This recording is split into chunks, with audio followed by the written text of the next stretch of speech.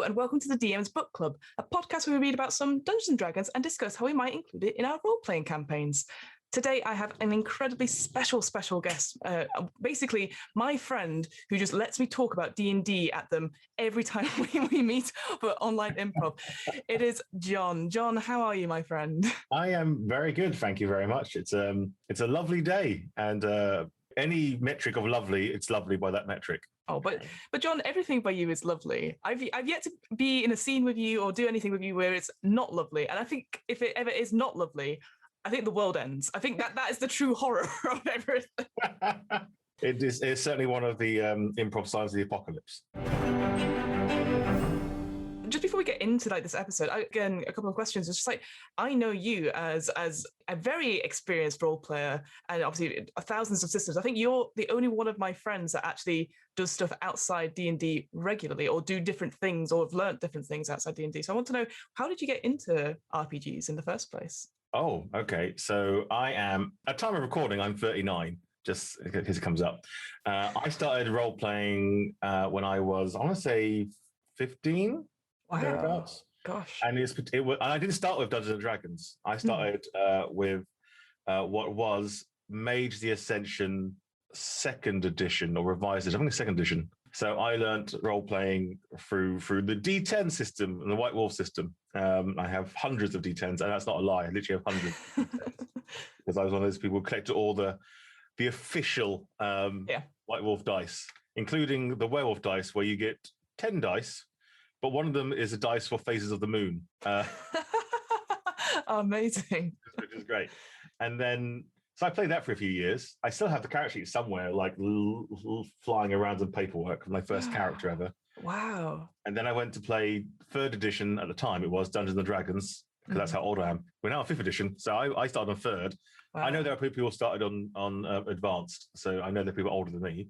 Yeah, and I played a dwarven cleric, who had a flying shield at one point. He just sat in a shield and just flew around. Why not?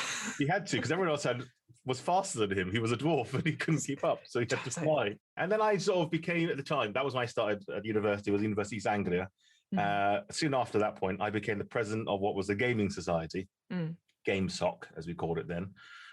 It's still going in some format today. And in Norwich, there still is a lovely shop called the Games Room, which was run by a lovely Scottish gentleman who passed away, but his son took over the shop, who was Scottish-Canadian. I used to go there every week, and I used to try different games, and I used to try all sorts of things, like the old Chaosium Cthulhu, the percentile one. That's fun to play. Star Wars, my friend prefers the D6, the West End version of Star Wars, the old version as opposed to the D20, spanning galaxy one. We also played all sorts of different things, like Adventure, which is part of, I think, the Trinity system, which is another White Wolf sub-brand, as it were. We tried a lot of that. And we also tried lots of one-shot type games, just to see what they were like, and adventures for one sort of thing. And the game I played the most at university, the one I ran the most, was Buffy the Vampire Slayer, the role-playing game. Yes, I was hoping you were going to talk about that. Yes! I ran it for one season, because after one season, you run out of ideas. So it was 24 episodes. And this was a time when season 6 of Buffy had just come out. For those who, I know Buffy's problematic nowadays under Joss Whedon's sort of regime, but at the time it was great for us as kids. I decided in my ego, I don't know if I ever told you this, Fiona, beforehand, to make myself the villain of the season. The big bad was a person called John. Yes. That was literally the case. And so I thought, well, this is before I restarted improvising. So I thought, well, if this is true, what else is true? Yeah. And I made the entire committee, because I was president of the Game Society, the Committee of Evil. And every member of the Game Society that I had met to that point, which was a lot of people, made a cameo appearance as a supernatural creature in this town that I created. So much so, it got to the stage that everyone listening before was John's game. And I had about 13 players who rotated in and out as special guests. So I had the Slayers in every episode, and then I played the Watcher as the guide on the way. Now, a few other characters, but otherwise, there was a retained cast who came in, whoever was available that night would come over and play the game. I mean, the most I had was 7 in one game. Oh, wow. And my favorite episode of that game, and there's no way you could have engineered this, it was hilarious. One of my best friends, who still is one of my best friends today, Meg, played the Slayer. And she said, I quit. And so she said she went out of the room, because she was like, it's great. It's a great role-playing moment. Yeah. And at that point, the next 6 out of 7 dice rolls were critical failures for the rest of the party, including the Watcher, who was decapitated. Oh, wow. And then she came back going, I'll never quit again. I'm sorry. That is beautiful. Just the way that story element is. That is so cool. I still remember that to this day. The smallest game I had was only 3 players, because I was going to get.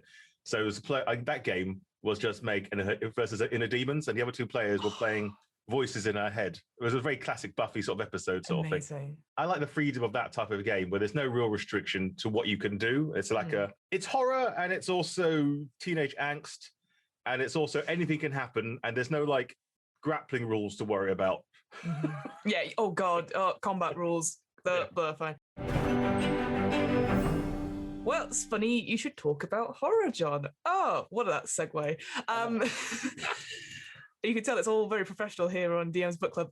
So today, actually, John, I've actually invited you to talk with me because a brand new book has come out in the last couple of weeks, Van Richten's Guide to Ravenloft, which I'm very, very excited about, but I can't talk with anyone currently in my gaming groups because we're running Curse of Strahd. And obviously a lot of the stuff we're doing is, I don't want to spoil something like that. So I thought, who is outside of these gaming groups who appreciates everything I talk about, but also is into, like, again, creating stories and support? John will be that person. So today we're going to look at little bits of Van Richten's Guide to Ravenloft and sort of have a general chat about it, but primarily sort of focusing on the genres of horror. So again, just big thing at the top of this episode, obviously horror is a big thing. And I know people experience it in different ways, and maybe you don't want to have horror in your game, and that is totally fine. And we understand that. But obviously there are going to be sensitive things we're going to talk about, some content warnings, and we'll put them in the episode description as well. But just saying that at the top of this discussion before we dive right in.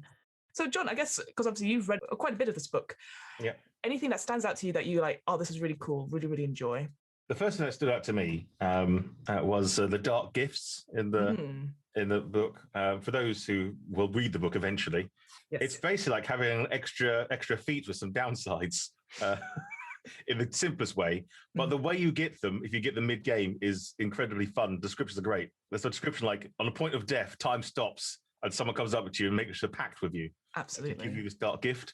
And I think that's just such a cool way of doing it, because that's not like a mechanic. That's a role-playing thing in the game, because, you could go, and there'll be some players that go, well, why he can't cast time stop? The devils can't do that sort of thing. I'm going, well, they can, because it's Van Richten, and it's in the domains, and it's great. It's really, and if you really want to do it really, like, well, if you're doing it on Zoom, because this is the moment we're doing at the moment, you could take that person into a breakout room, and no one else will never hear what they've said. That's so clever. I hadn't actually considered that.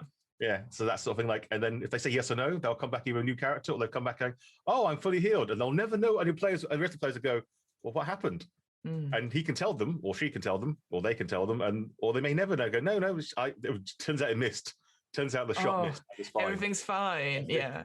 It is at that point, and it's a very, like you said, it is a role play moment. It's very cinematic, isn't it? Where you have that choice, and again, depending on what I think it. Hopefully, it's, as I always say, like characters, it's like, what does the character want versus what the players want? And this is quite interesting, obviously, with horror as well, is that when you're doing horror stuff, you want to creep out the characters, but maybe do you want to creep out the players as well, and just standing those boundaries and stuff. And I will say that Richten has a great section on safety tools and having these conversations with your players and check-ins. It's like, hooray, a D&D book that talks about check-ins. So it normalizes that process. But yeah, Dark Gifts is such a cool thing. And you have so many different ones. I think my favorite one, looking at it, was the symbiotic one, where you just happen to get something else that helps you, like, with a different agenda. So, very much like Venom or anything like that. But there's one which is just a face that appears in your torso and just has a mouth and starts talking. And you're like, that's the one I think I would use if a player dies. I think I would give them that.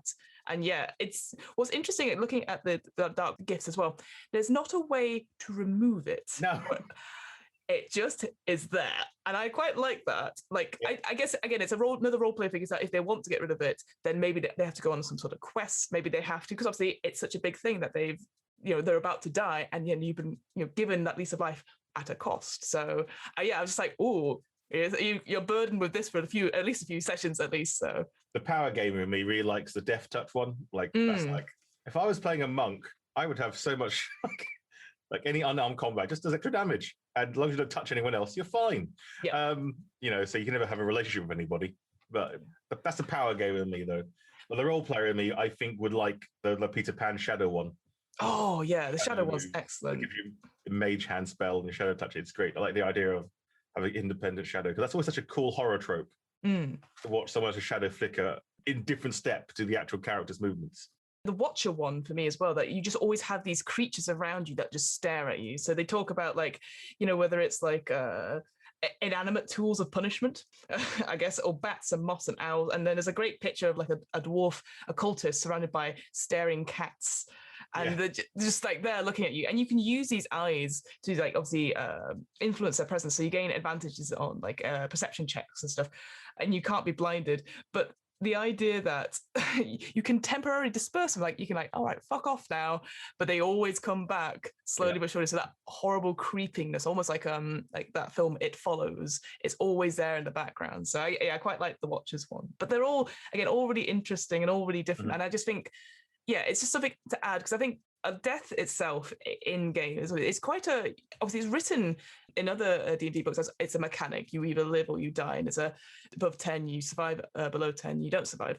So I know there's that's not an optional rule, but where you could just make it literally a flip of a coin and it's a one-off to make it really significant. So again, it's that sort of thing where I'm thinking about implementing that when combat gets to that. Perhaps I just quite like, here is a chance for you to, but it is at a risk. So I really like that. The ideal, apparently, according to the book, is you start off with a dark gift. I like the idea. I like both ways. You start with a dark gift. You can have these. One of my old GMs used to do was do pre-game sessions with your character to work out how you got to being in the party. And then the party would meet together. So you could do all this stuff in the background. You could play like, how you got the dark gift, how you left home, why you're leaving home, and give your character some sort of story reason. My friend Chris was very much into collaborative storytelling as opposed to sort of like dice rolling sort of situations. And he was like, what best fits the story is best for the game. So he used to like do these sort of almost like preludes, aren't they? Yeah, preludes for each character. And I did a similar thing for a game. I can't remember what the game was called. It wasn't a horror game, actually. It was like a steampunk horror game. I can't remember what it was, but I remember it's like something Metropolis, I want to say, but I can't remember what it was. And two of the characters end up having the same background, but I didn't tell them. Very cool. They both had family members in the same asylum, and their ultimate goal was to raid the asylum and to get out of it. And the player said he can't stay for the whole game because he was leaving the country because it was a university sort of thing. Right. He was leaving halfway through. And so we made it that he was going to be a traitor. And at some point we would trigger him and he would betray the party. And that was all in the background. We worked that in the background before it happened. And so it did happen. He was queued up because he was a soldier character. And he said, I can't go against the government. I need to follow the government. So what are you talking about? We're trying to infiltrate now. And there was a whole thing. And the players were like, what happened? Like, we explained to them afterwards. It was all pre-planned, but they were like, wow, that they were not expecting it. Yeah, I think that's the cool thing about not expecting stuff, is that sudden twist of the knife. And certainly if there's a traitor in a group, proper like betrayal on the haunted house on the hill, that's something where you're like, oh, no, that must have been, it's being able to keep quiet about such a secret for so long, and then it's amazing. Let's talk quickly then about the genres of horror. So this is the first sort of big source book talking about horror and how to run horror campaigns that I'm aware of, certainly for 5th edition. I'm sure there have been other source books in the past which have gone like, hey, all about world settings. And I guess it is a world setting in a sense, because it talks about Ravenloft being not just as we sort of previously known it as, Bavaria, Strahd, etc. It's actually just a place where all these lands are connected by the mists. And the idea that you move from one plane to another through the mists by having a trinket or something like that, which is incredible in itself. Like lots of different domains of dread, as they're called, as, again, fitting on those tropes. The ones I sort of briefly saw were like the carnival. And so you're like, no, why would I go there? That sounds dreadful. I saw there was like a ghost train one as well. That looked pretty cool. But looking at the horror stuff as well. So if you want to create your own horror adventures, there are different, obviously, subgenres of horror, which I guess I knew about, but I hadn't really considered, like, if you're pinning down your adventure, what kind of different genres there were. So what it does was quite neatly is that it picks sort of 6 big ones and then 4 small ones, which almost like ones to consider. So I guess we'll have a look at a couple of them. So the big ones they talk about are body horror, cosmic horror, dark fantasy, folk horror, ghost stories, and gothic horror. And then the 4 other ones, you have disaster horror, occult detective stories, psychological horror, and slasher horror. Out of all of these, John, is there any ones that you feel that you tend to go towards when you're creating horror games? Any sort of particular genres of horror that you sort of implement, I guess?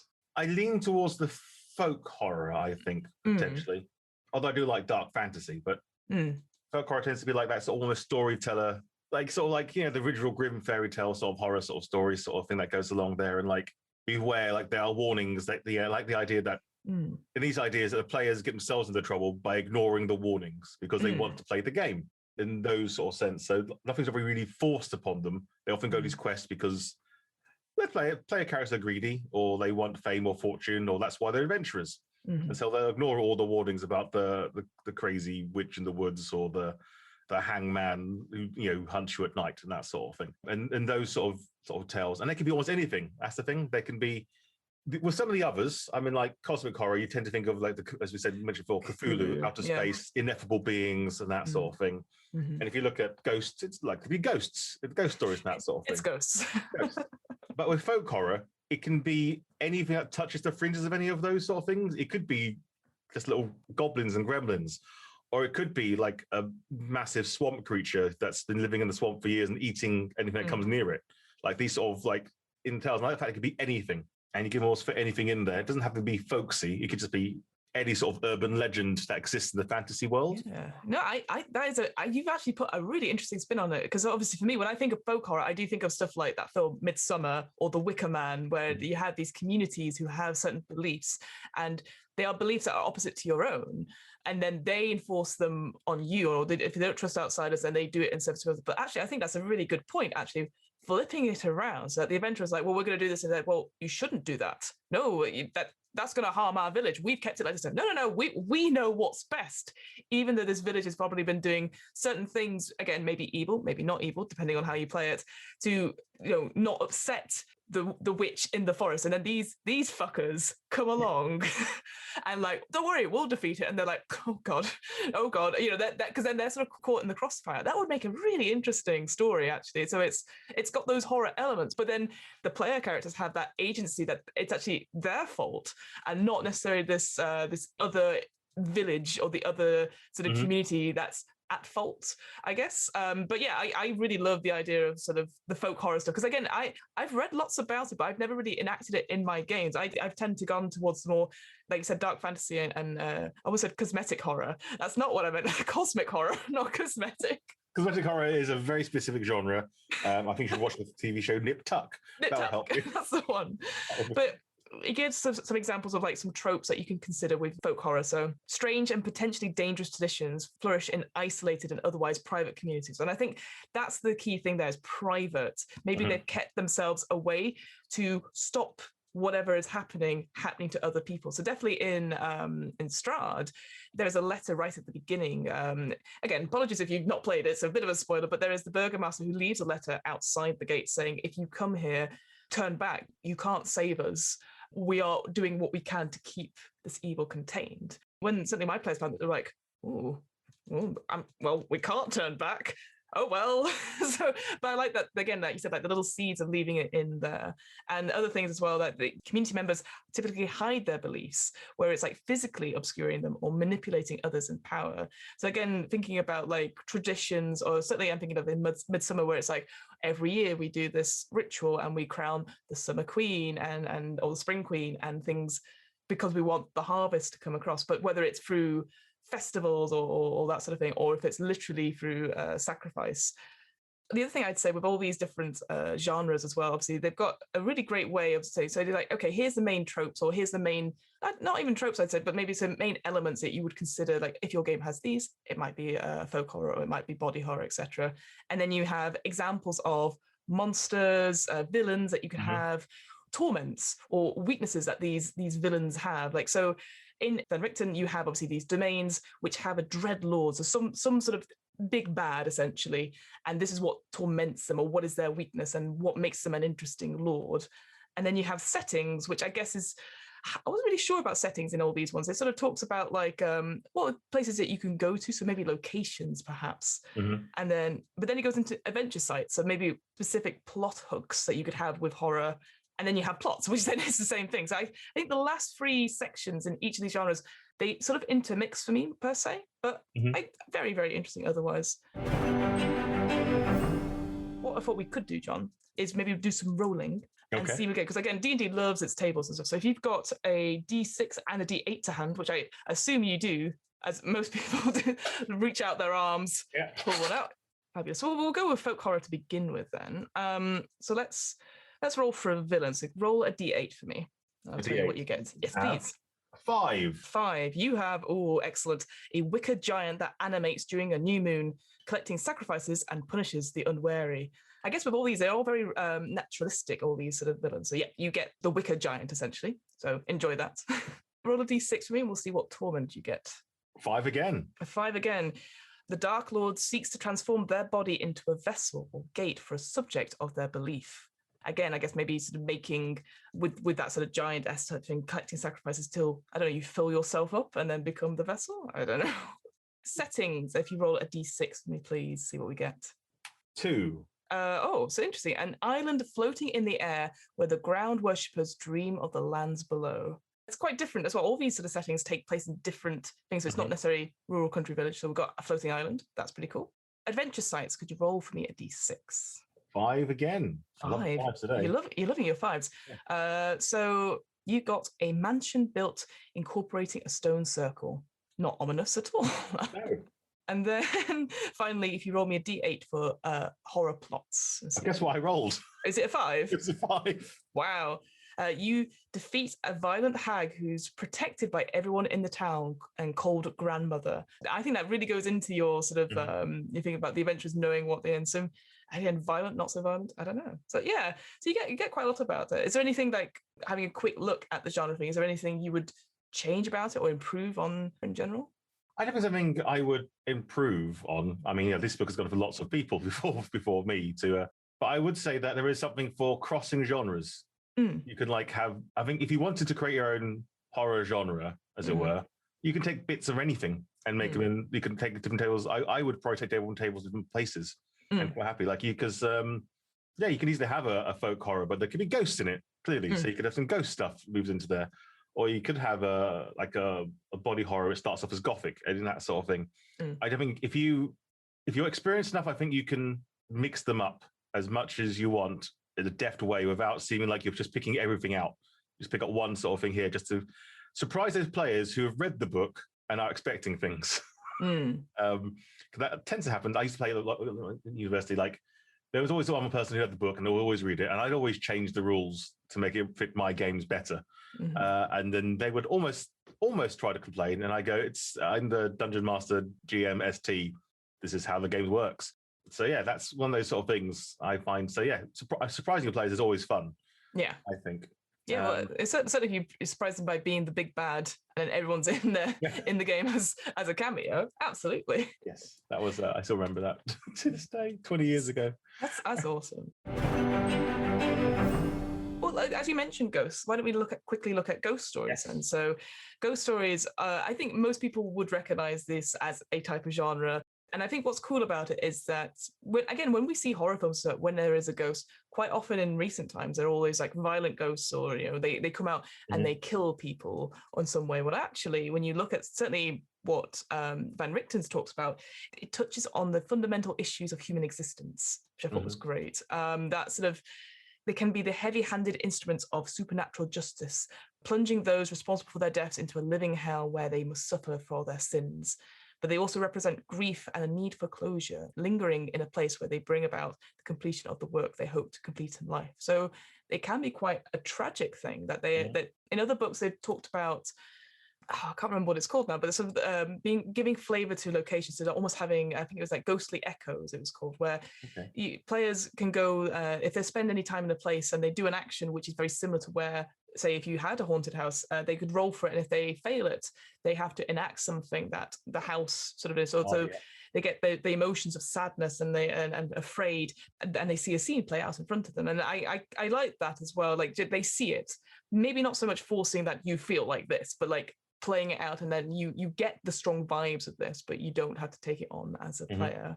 Other things just to quickly mention with the sort of tropes, all hauntings have a deep story, and the smallest details tell it, which I think is actually, when I think about it, all the sort of, again, ghost films I think like The Others is the big one. There's always little telltale signs, or even Sixth Sense, where it's like there's always signs all the way through, and then it's a reveal. And I guess some people are like, oh, well, now we know.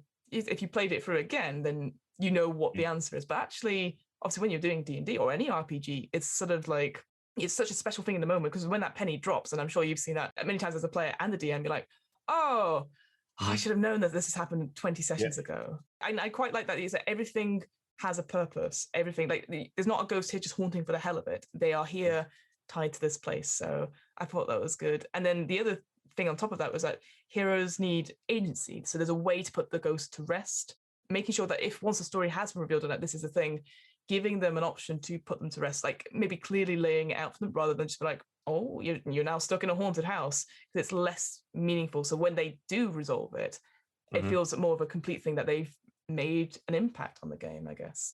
In terms of ghost stories for you, like how do you find ghost stories? Do you prefer playing in them, or do you prefer running them? Or it's interesting. I think I prefer running them, because when I'm playing them, it feels like I'm constantly in an escape room. Yes, yeah.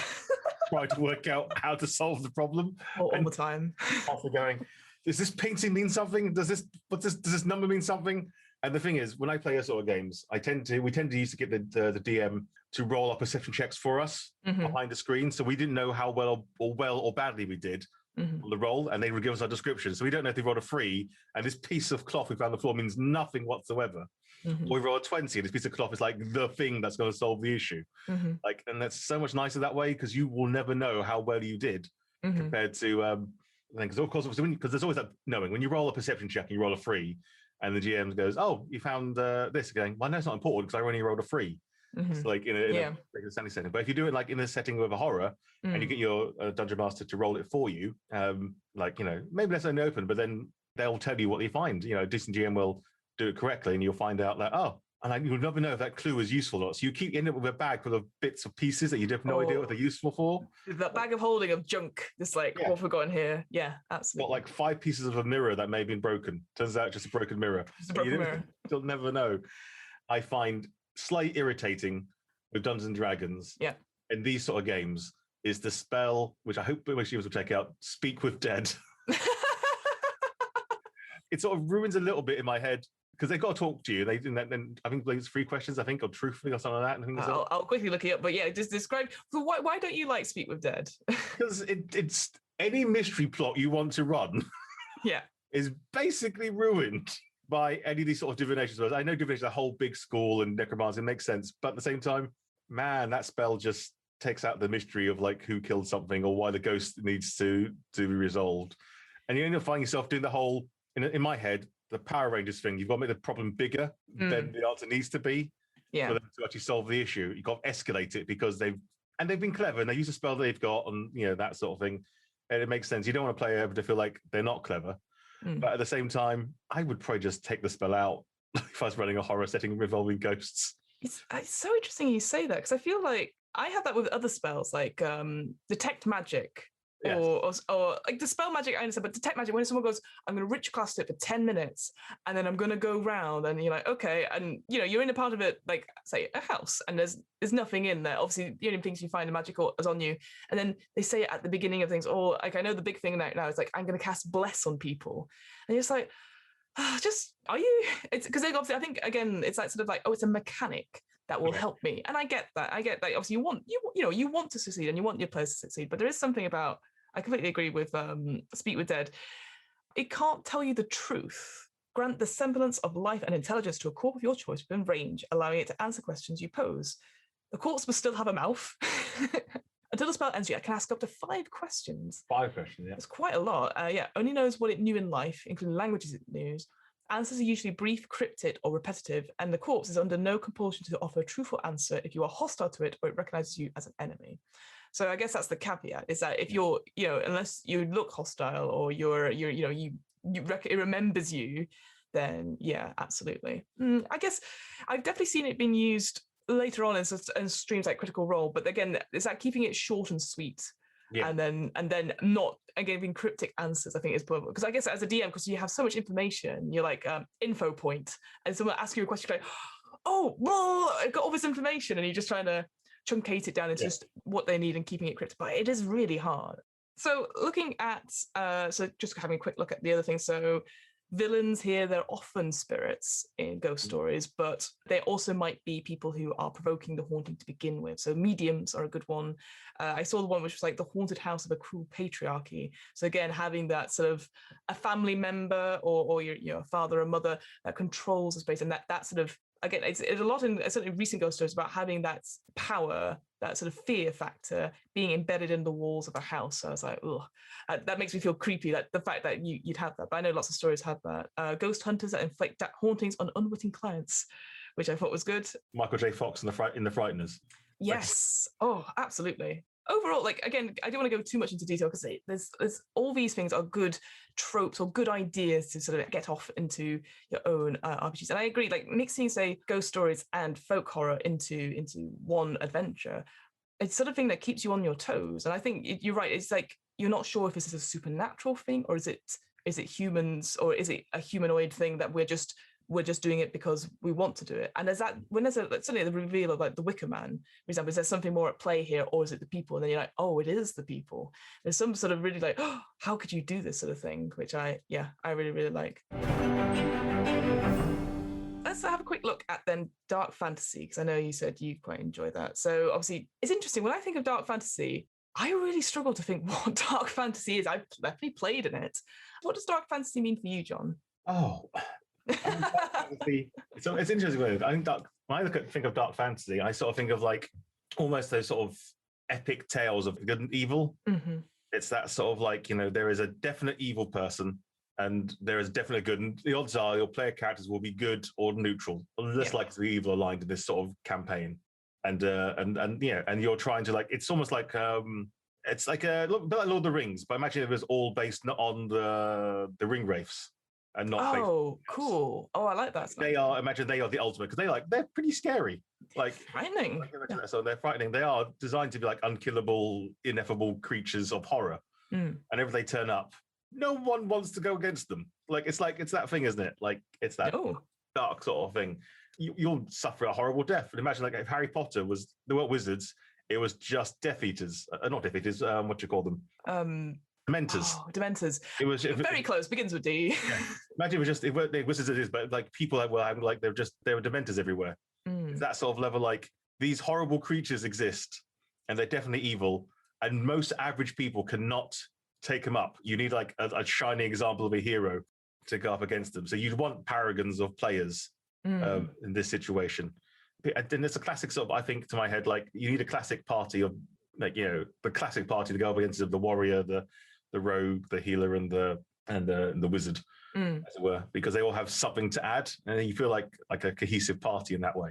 Definitely, I think so there's that idea that good doesn't always triumph every single battle. Like it does talk about the lines of good and evil being blurred, and the choices often could be like, what is the least bad, which I think is such a, maybe it's just me, but when I think of D&D, it's always like, well, the heroes will always save the day and stuff like that. And then drilling down into this sort of thing where it is like the outcome, which is least bad, having your players to deal with that sort of not non-existent responsibility. Because I think you do get impacted by it. Do you choose to save this village, or do you go fight the bigger evil that's down the street and just leave the village to defend for itself? And you've seen those role play moments between players who, like you said, if you've got like, say, the knight or the paladin who answers to a higher thing, and they say the biggest threat is down the road, so we need to do that. But then people are like, well, we've talked to people here, like we've made friends with the local priest and we've made those connections, and we can't leave these people defenseless. So yeah, I really like that idea with the choices. The other thing, which I didn't realize with dark fantasy, is that often that magic and magic items are very rare and require a sacrifice to be used. And again, I guess because for me, whenever D&D for me has always been like and there's magic, and magic can be as common as you want or as rare as you want. And for me, certainly with the games I've played, it is common. But the idea that actually it's not that common, it's something that if you use it, it takes a part of you. I can't remember what the Best Left Buried is, the role-playing game where you play dungeon delvers, like a mining company, but you're not heroes, you're just workers and stuff like that. And then what's beneath is obviously horrific, and you only see little bits of them. But if you do have any bits of magic, if you want to heal someone up, you roll a dice for that, and it could take part of you. So if you're trying to regrow someone's arm that's been torn off for some reason, it could take your arm instead, like a like-for-like thing, like as it Full Metal Alchemist does that sort of thing, that sort of transference, which I really like that as an idea. I don't know if I'd like it in a game if I was playing it. Some things I think works really well in a one-shot or a very short campaign. Right. That's why it's one of the reasons why you never play a long-term game of Cthulhu. Call of Cthulhu just doesn't. I think it's hard to play a long-term campaign. It really is. Because they've got rules, obviously, for like when you regain sort of sanity and health and stuff, and it takes weeks. I guess maybe it's like the story is that it's passing, these things are getting stronger, and I guess there's that insignificance, again, being cosmic horror as well, that you are, whatever you do does not impact on these otherworldly alien beings whose agenda you cannot even fathom. But yeah, I guess, I don't know, I feel like when you play those games, maybe you do want to have an impact. You want to have a change in some way. So yeah, I guess, for those sort of harsher mechanics, a one shot just to try it, I guess. But a long-term campaign, I guess, because when I play games, and maybe yourself, John, I come to relax per se. And not that I don't want it on easy mode, but I want it on normal difficulty, on hard or like Book of Shadows difficulty. I'm like, oh God, that's no fun. Because I then have to put like almost like a gaming cap on, like, as if you're playing a video game, right? How much ammo do I have left? How much health do I have? Can I get to the end? Which is very stressful. Yes, I can imagine. I tend to play horror games mostly when real life happened in Halloween, that sort of time of year. I used to be one-shots. I used to do a series of them. There was a game, I can't remember what the name of the game was called. It was basically teenagers at a campsite, or slasher sort of horror sort of thing. And that was a lot of fun because you played all the tropes, but you know that you're not going to play a game for more than one night. So you can like, oh, I'll open that door, fine. Whereas if it's a long-term campaign, you're going, I'll probably look for traps. But in a one-shot, you just open the door and to get jump scares and that sort of thing. And I think the same thing with any of these settings. You can dial up or down. You can dial up to like difficulty of 10. You can go, I'm changing the rules for death. So if you get to 0, you're dead. As if you got the band of law to, or you can go about like, magic items are so very rare there. If you get a one that casts magic missiles, it's going to be worth 10 times more than you would expect. Or you could just go the other way. It depends how easy or hard you want to make the players. And it's that level of, like all these things, I guess, how much fun they're having versus how much challenge they want. Yeah. Having those check-ins with your players and that idea of like, how much fun are they having and challenge? Because I love a good horror. I'm terrible at horror films when I watch it because I jump, but I laugh. So I'm like, oh, that's so scary. But some people are like, you know what? No, I don't want that. They prefer the mystery aspect of it. And then as soon as someone says, oh, it's ghosts, and they go, oh, it's ghosts. Fuck. Like, I don't want ghosts. That is true, because some games like advertise up front what they are. Like in that sense, Dungeons & Dragons, if you think about it, not any setting, it's like, it's a game of like fantasy adventure. You're in a party and you go out and solve issues, basically. But you overlay something else on top of that. And like the other ones, I've never played Eberron, for example, but I know Eberron's got a very different sort of background, a whole big houses and hierarchy going on there. And Ravenloft, or now, this sort of thing, the Dark Domains, you've got this idea of like everything is just slightly different, and it's not interested to learn something new, I think, to go, even if it's just for one adventure, perhaps like you'll somehow plane hopped from one place to another. So you can have your regular party and go, nothing's working here like it normally does. I don't know why things aren't. And it's very confusing because it's the world around you is never was. It's controlled by the Dark Lord, and you'll never meet them potentially. You're like this sort of thing, like they are just some big bad. And at some point you get spat at the other end and you're going, well, we're never going there again. Like it's that sort of level, because there are plenty of games, I imagine, where you can plane hop and just give those players or those DMs who bought all the books a chance to use all the source materials for all their books, whether it's Forgotten Realms or whether it's Eberron or whether it's Ravenloft. I would find running a long-term horror, and I say long-term, I'm talking years. Yeah. I'm talking difficult, simply because I think the horror aspect would deaden itself in a sense. You'd become less and less, affected Yeah, by the horror you sort of aspects. become desensitized to it, don't you? Yeah. Mhm. Even if your characters die, your players become desensitized to it. They go, oh, okay, it's just another crawling horror along the floor. Like, we fought 5 of these already. Stab. Yeah. As that sort of thing. It was the first time you meet one, it's like the film The Thing. It's Yeah. horrific. You have no Oh. idea what to do. And it's just like, but eventually, after like maybe 2 months, you've worked out, we have to always keep fire flasks on us and then we'll be fine. So I think it works better in small bursts, either to intersperse a regular game or to have a short one shot that lasts either 1 session or maybe 5 sessions, maybe, or 10 sessions. You've got an ending to it in that sense. You don't want players to become like, oh, this is run of the mill. You want to feel like this is special. Do you know what? That is a very good point. I mean, looking at the sort of genres in general, so obviously we've got folk horror, ghost stories, Gothic horror, cosmic horror, dark fantasy, body horror.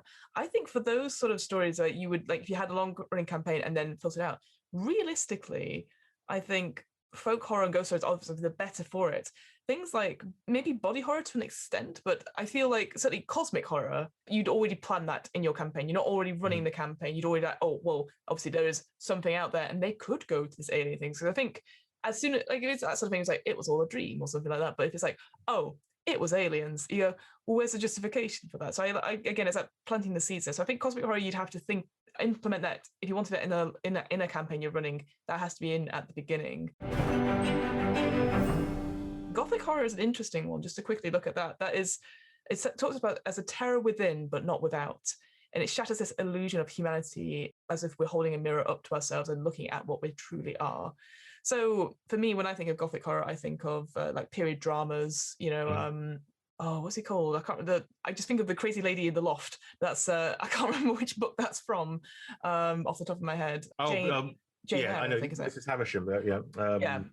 Is it Great Expectations? Is that one? Yeah, Great Expectations with Mrs. Havisham. Yeah, the idea of the wedding dress and stuff like that, and that sort of, that's really good. And I can't remember. There's Pip and the girl in it, and they get together, but then she breaks his heart because that's what Miss Havisham wants and stuff like that. That sort of, again, it talks about intense, even exaggerated emotions and these romance and rivalries and life-changing events.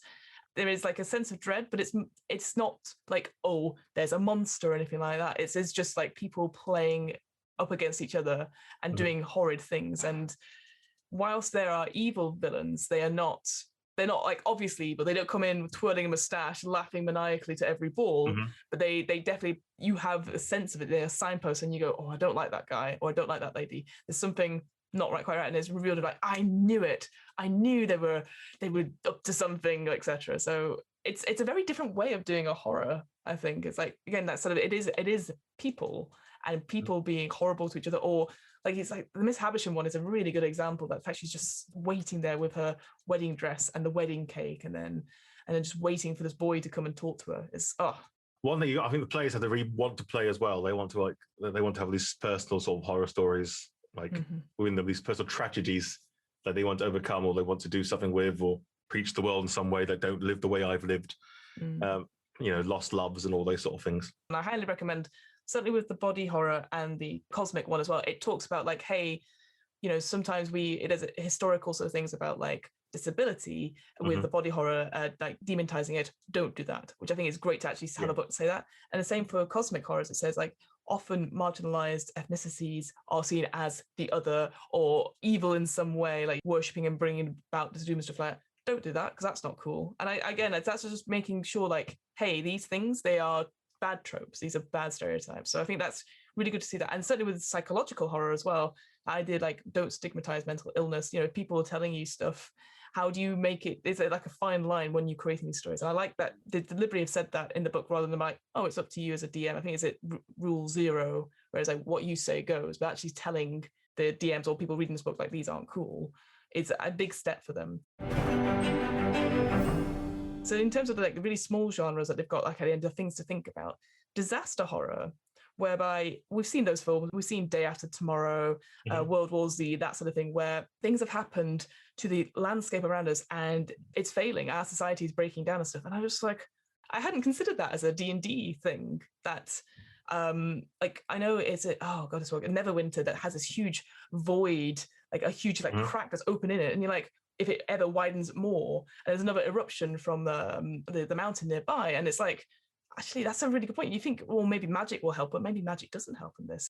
I'd never considered a natural disaster in a D&D No, thing no, before. no, right, actually. Mm. But because I recently watched Mad Max Fury Road, Oh, such a good and you think to yourself, well, is that disaster? Because you don't know what happened to the world, but the world, and in this world, they've created up these separate cults and like, and they're quite horrific. You know, the way they treated humanity is like terrible, in these sort of things. And in the end, have they made a difference? You never know. That sort of level of sort of thing. And it's like you're fighting against the world, but the world has already changed. That's the thing, is it, with disaster writers? That's terrifying, actually, that you put it like that. Well, yes, isn't it? Like, you know, there are some spells that you can help in certain aspects. You could probably find some areas, some greenery, some druids have kept safe or whatever in this world. But the rest of it is a barren wasteland that you can't survive. Imagine you transplanted the DD setting into Judge Dredd's Mega City 1 setting. Like, the cities are fine. Outside of that is a massive zone of like just death. Yeah, like, wasteland. Yeah. Like, you know, there are creatures out there that you don't know and that you can't possibly survive. Magic is rare.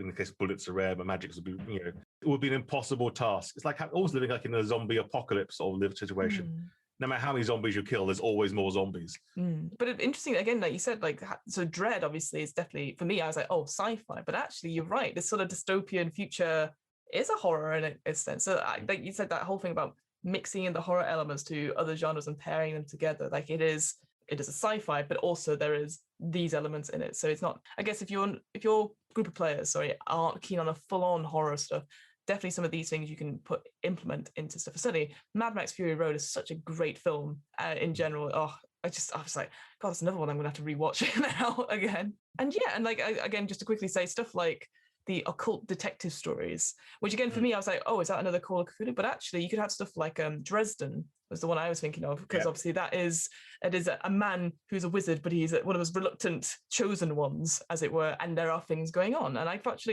recommend it, actually. The world of Dresden is definitely good. Certainly a couple of the earlier books aren't great, but the world itself is really, really interesting and cool, like the idea of this character and film noir as well. So I'd highly recommend that. And then, as you sort of talking about earlier, this sort of idea of a slasher horror, which I wonder if that's now reached its peak in terms of films and TV shows currently, where it's like there is a monster out there and it's killing everyone. How do you come across it? As now, I think it's ebbing back towards like having villains that have a motive or have a purpose that is more beyond killing for the sake of killing. So, and I'm quite glad that slasher horror is in there, because I definitely do think there is a place for it. But I'm glad it's not they've not considered it one of the main kind of horrors. No, I mean, because again, you've got a villain and you defeat that villain, and it's less likely to have a bigger plan in a sense. But I also think one of the key strokes for me in slasher horror is that everyone is incompetent.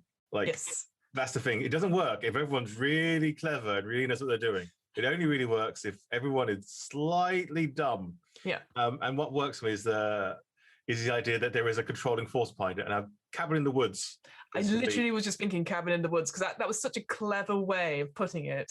And it was so different as well. And again, that plays on so many horror tropes as well. That's so good. Yeah. Just like the idea of like these kids aren't stupid, but they're being made to be, like, through drugs and through the environment. Like, it's that sort of thing. I like that thing on it. And it wouldn't work more than once as a thing, but it's just fun to watch it.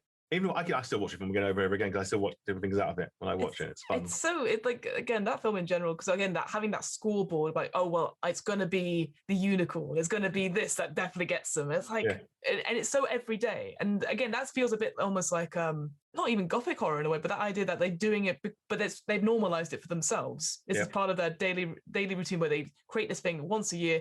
Oh, and folk horror as well, because obviously they're doing it to prevent a great evil happening in the world. So this is their belief system. God, that film is definitely more levels than I gave it credit for. Quite a lot of there. Some of these sort of games, I think the other thing keeping with horror games is, especially slasher ones, would be like, players will die, and that's what's going to happen. And that's the thing, there's got to be consequences. Consequences. That's the thing, isn't it? You know, because like no resurrection spells, like that sort of thing, or the saving throw sort of stuff. Players die, and they might just go home, and then everyone else carries on playing.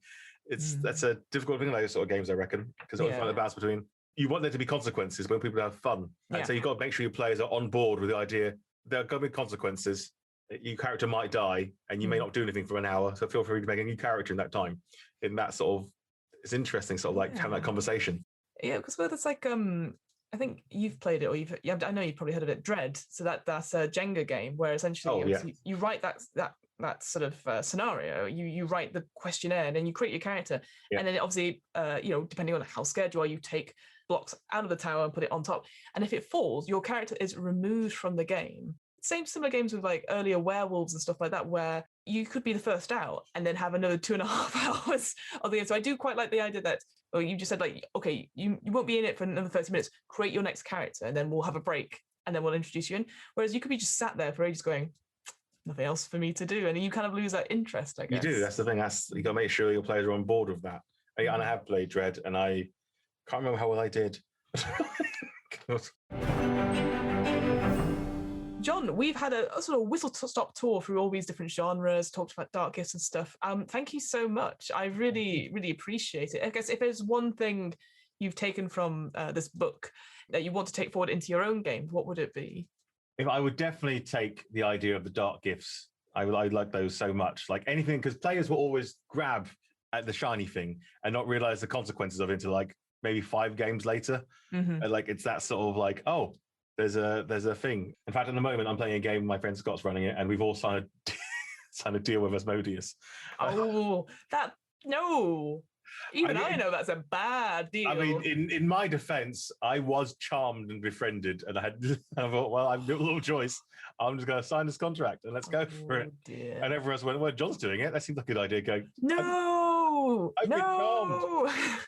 I can't. There's no immediate danger. I kind of have to. Yeah. Oh dear. So that's what we're doing at the moment. So I know there's going to be consequences. I've been given this powerful artifact, which I know is actually going to do something bad to me out of character. In character, I have no idea. In character, I'm using every session I can. Of course. Out of character, I know this will turn me into some sort of horrific, greedy glutton eventually. So I like the idea that I know something is coming, but I don't know when it's going to happen. Having that dark gift that keeps on giving until you go, oh, I don't want it anymore, and then having to deal with that consequence. Yeah, I highly recommend that anyone have a look at those dark gift stuff. I think, for me, like looking at the genres of horror, I just love. I'm very not stupid when it comes to these things, but I'm like, oh, these are so many cool ideas, and it's nice to have tables to give you inspiration from. And I definitely love the idea of the disaster horror. Because I think it's an unusual kind of horror that I hadn't really considered. I didn't even think of it as a horror, really. I just thought, it is a disaster film. But then disasters are horrors. So I just changed my way of just thinking about it, per se. And I love a good occult detective. Like, it's nice to be investigating and then realize you've gone in too deep. Yeah. Like, oh, no, we should have shut that door. Well, John, thank you so much. Is there anything you would like to plug? What are you up to? I know you're like the man of improv. You are like what I consider the Velma of our Cartoon Network universe. Like everyone knows who you are through various things. So. All sorts of things. I am a member of Retro Hive Comedy, which is a sci-fi comedy troupe which does little game shows on Fridays, normally on our Twitch channel. I'm a member of Comediations, which is the all Asian British troupe of improvisers. I'm a moderator of the Improv Place. That's where Fiona and I did a lot of our talking together, frankly. I'm taking part of their, I'll be an attendee at their intensive happening in August. And currently I do a lot of my teaching, if you want to learn from me as improv, through the Nursery Theatre, which is based in London, but teaches to anyone who's got a Zoom account and wants to play. Amazing. Thank you, John. Well, as always, I'm Fiona. I run the What Am I Rolling podcast, which is a twice-monthly RPG one-shot podcast. As always, and John, this will be the first time you've heard about it. It's going very well. It's forever doing stuff. I've discovered recently that I've recently gone over 100 episodes, which is great. Very good. Except then iTunes was very kindly archiving older episodes, which I was like, oh, don't do that. And then last night I had 2 hours of trying to work out what was wrong. I worked out what was wrong, but as a result, it has now hidden my extended episode notes. So if you want to have the timestamps or links to the games, you'll have to go expand quite a bit of that. But hey, I'm glad I know that now, and I will not be using Squarespace again. Fuck them. All podcasts are sponsored by Squarespace. Anyway, apart from that, we also have an offer code for the DM's Book Club. Third Space Gaming, which is your friendly local game store in Burnley, offer you a 10% off if you use the code DMBC at checkout on any order you want. So if you like your minis, if you like your terrain, there's a lot of terrain on there currently, or any RPG books, do go ahead and use that offer code and get piddly £3 off. But hey, it's good money, and we get some credit for it. So do that. Thanks so much for joining us, and we will speak here. John, I never know how to end these because it's a podcast, and obviously I see you. I don't see anyone else. But we will be back next week with another exciting episode. Thank you so much.